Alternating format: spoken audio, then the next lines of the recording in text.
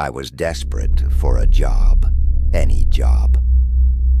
When I landed the night shift housekeeper position at a hospital in Southwest Florida, I thought I'd hit the jackpot.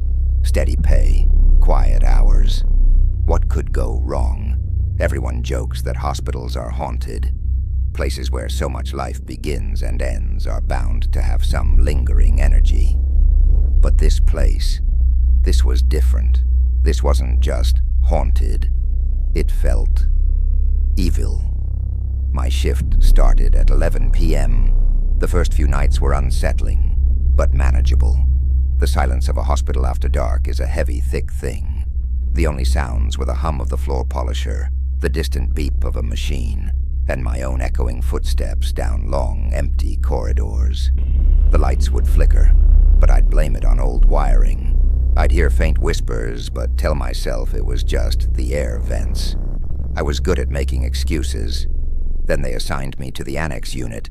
It was a separate building, connected to the main hospital by a long, glassed-in walkway. It felt completely detached, like an island of isolation.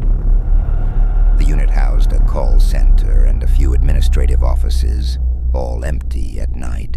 My job was simple: clean the offices, the bathrooms, and the break room. But from the moment I walked in, a primal fear gripped me.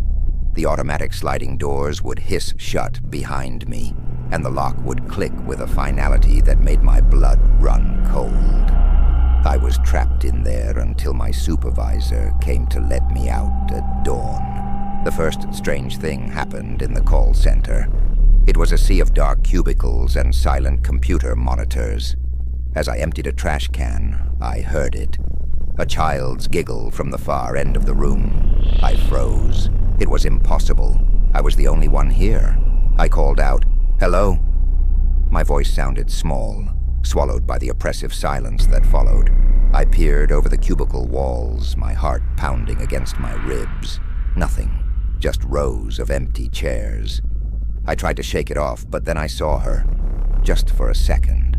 A small girl with dark hair, peeking at me from behind a partition before vanishing. Night after night, she'd be there, a fleeting glimpse in the reflection of a dark computer screen. The sound of her small feet pattering on the carpet just behind me. That same chilling giggle. I started dreading cleaning the call center bathroom.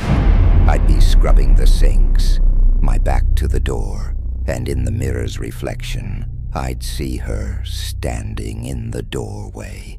My head would snap around, and she'd be gone.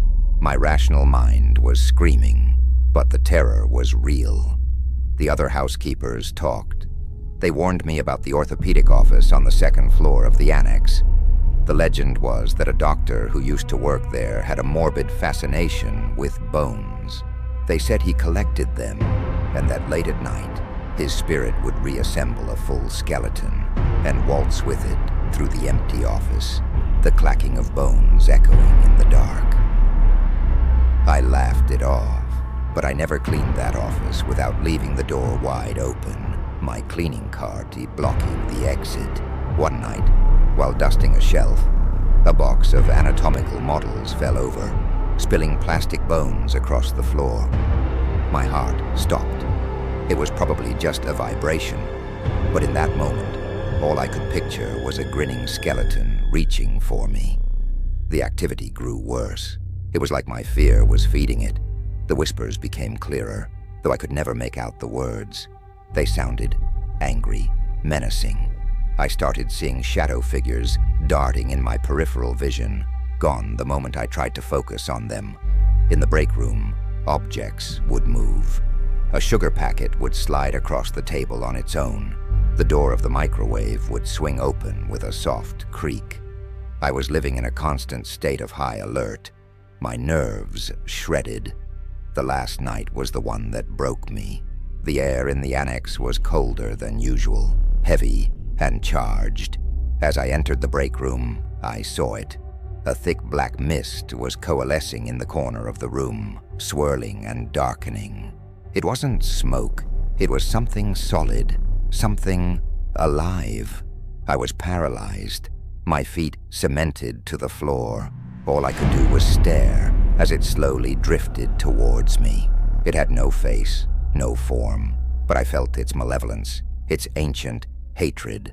A voice whispered directly into my ear, a guttural, inhuman sound that vibrated through my skull. "Get out." And then I felt it. An icy cold hand clamped down on my arm, its grip impossibly strong. That single touch shattered my paralysis. A scream tore from my throat as I ripped my arm free and ran. I didn't stop, didn't look back. I sprinted through the dark offices, down the hallway, slamming my hands against the locked sliding doors. I screamed and pounded until a security guard finally heard me and let me out.